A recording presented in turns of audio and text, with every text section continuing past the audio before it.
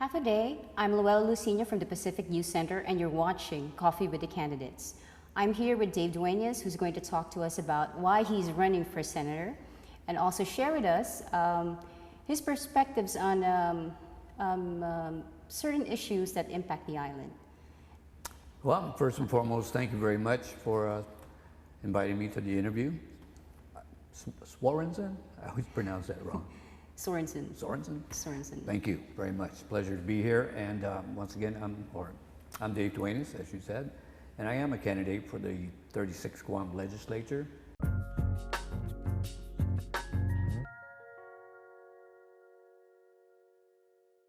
Not new to politics. I've ran before, as far back as 20 years ago.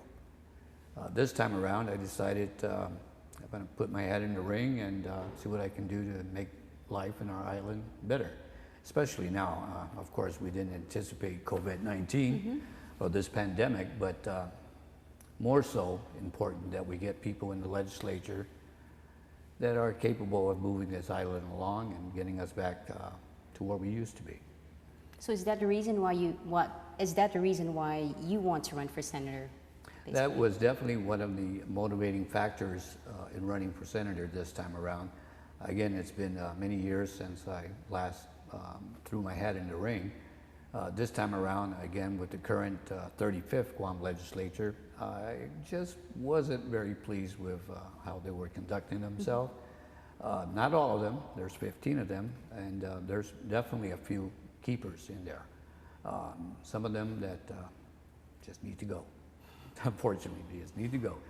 And I believe with the background that I do have, first and foremost, I'm a former military, I'm Air Force, former Gov Guam employee with the Bureau of Planning. And of course, I do a lot of things in the private sector as well. I also did radio for many years. Matter of fact, I did radio here at K57 at one point. I see. So yeah, going back to radio, so judging from your time as the host of Man, Land, and Sea, so you're very passionate about the environment, right? And what are 3 environmental issues that are the most pressing on Guam? And if elected, what will you do to address them? Okay, one of the major things that I focused on for many months and months is the illegal dumping.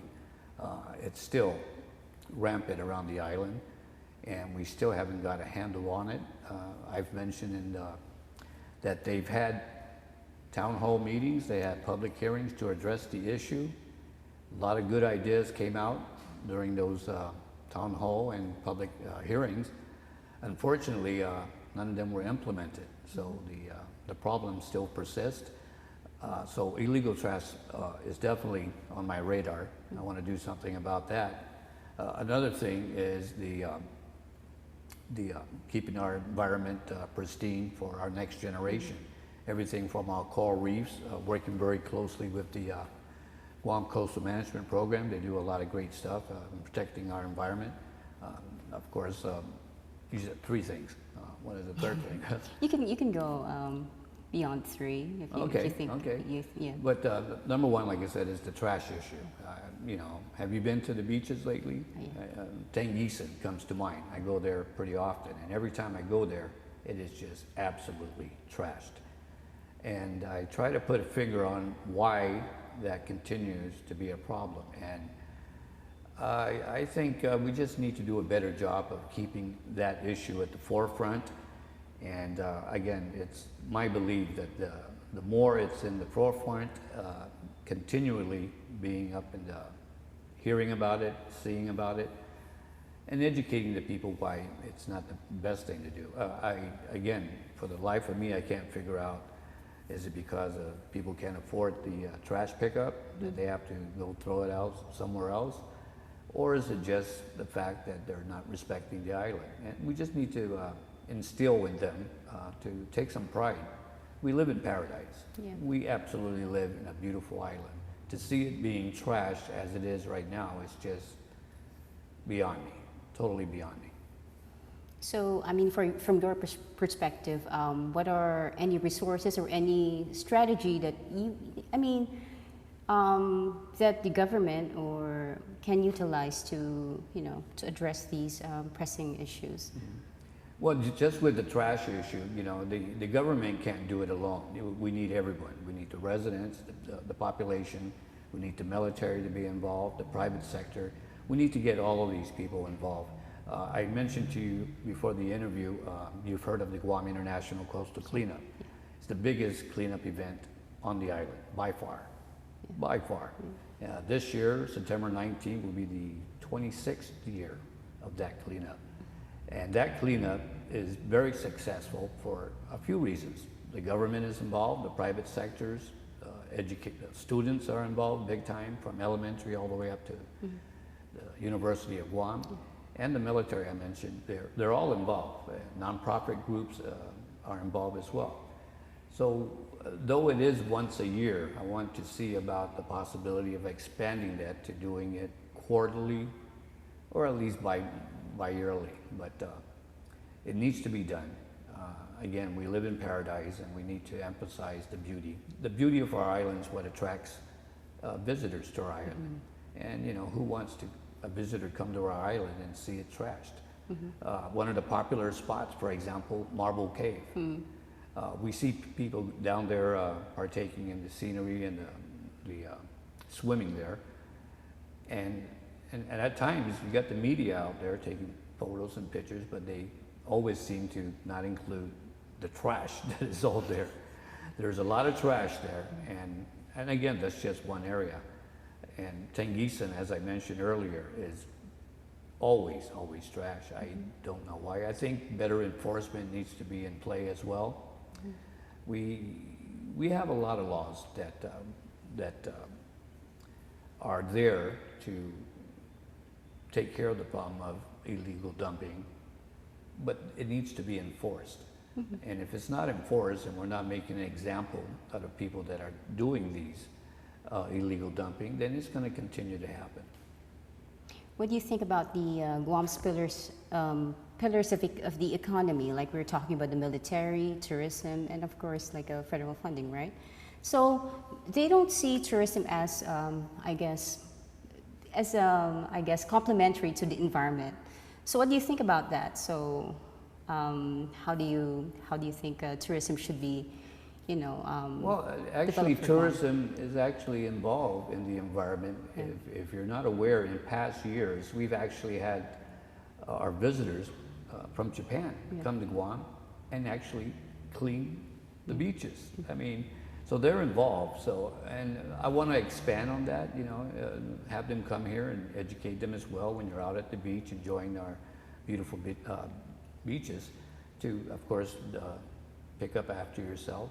Yeah. But to expand the program where they're more than welcome to come and help out, and they do.